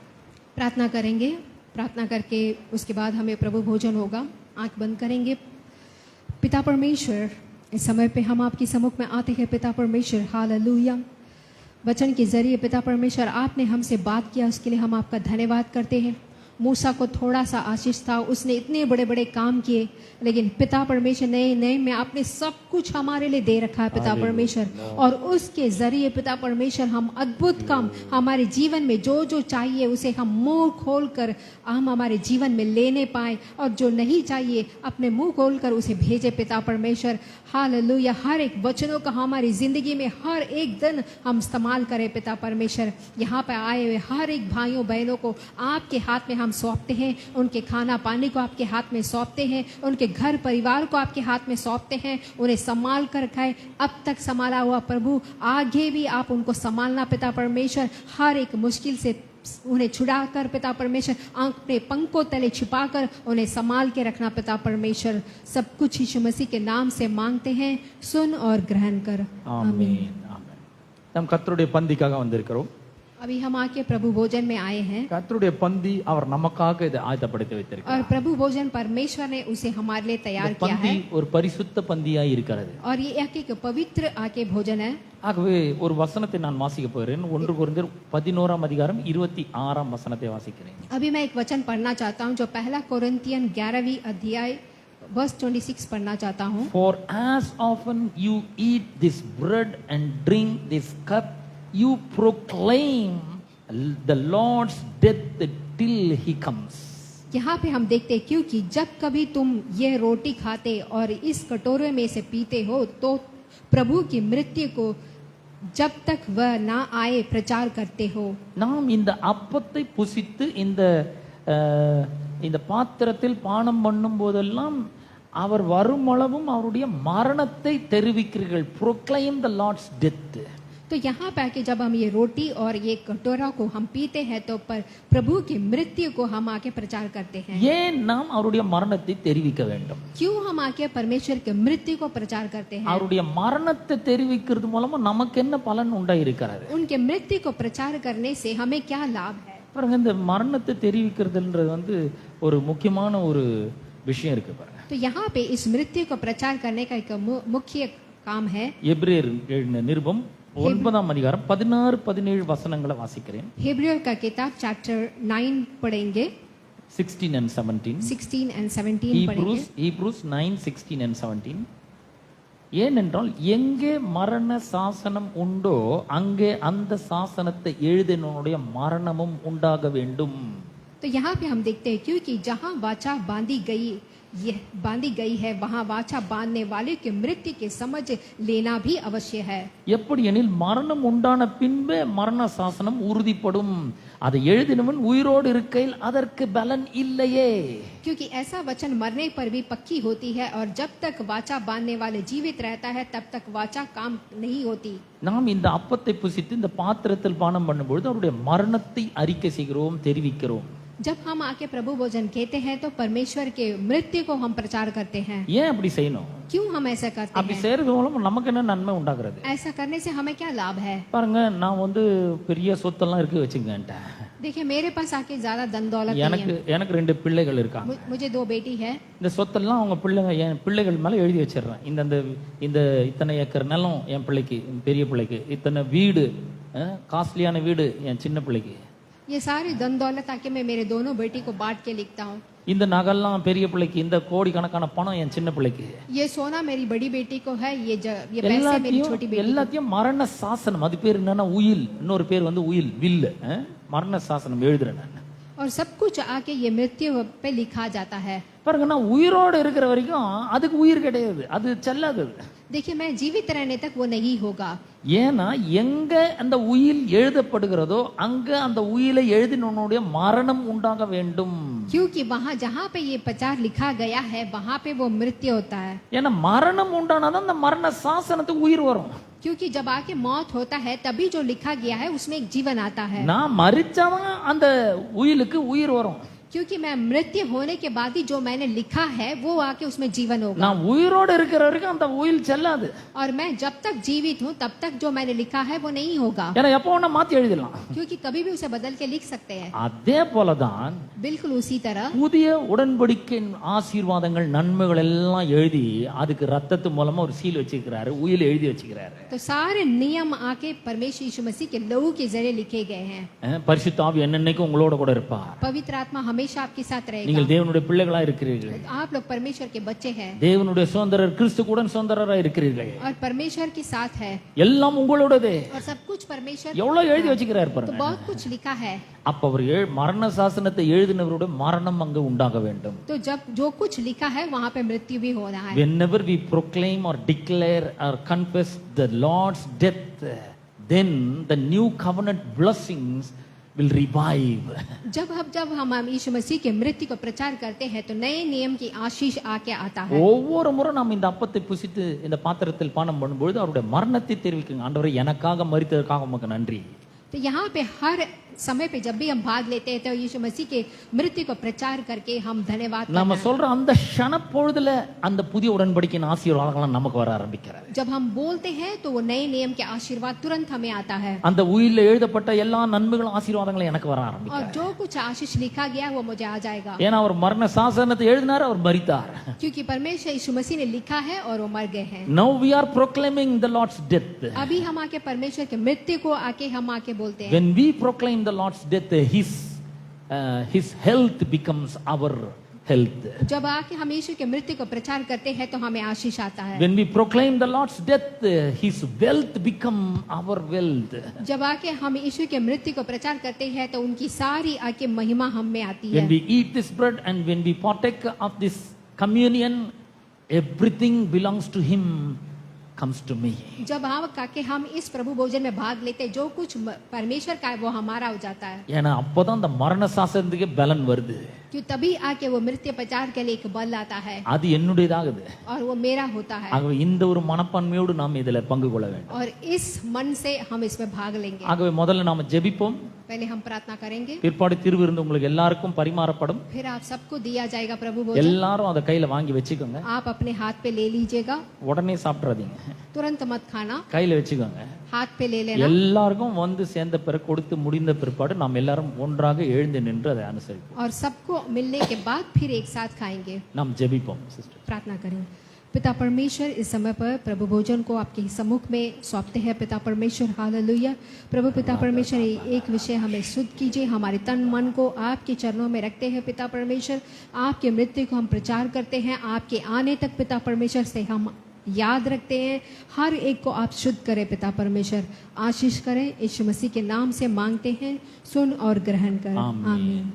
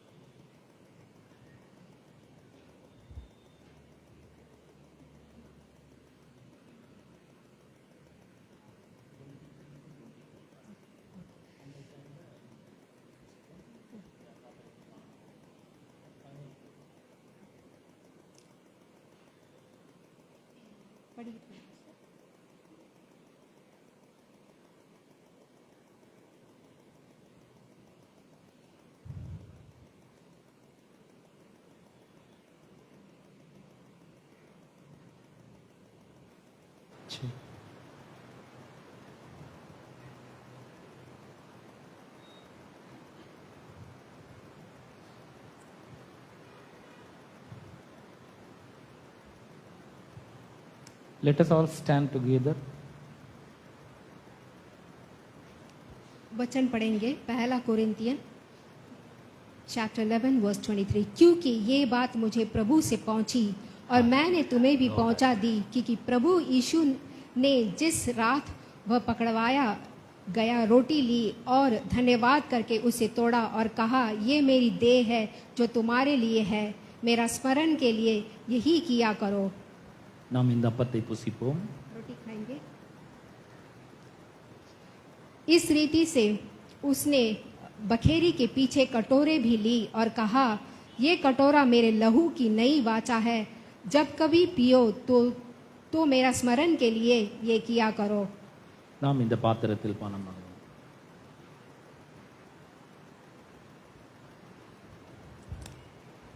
Let us give thanks to our Lord. Hallelujah. Thank you, Jesus. Hallelujah. Stotram. Thank you, Jesus. Hallelujah. धन्यवाद करेंगे। अंतिम प्रार्थना करेंगे।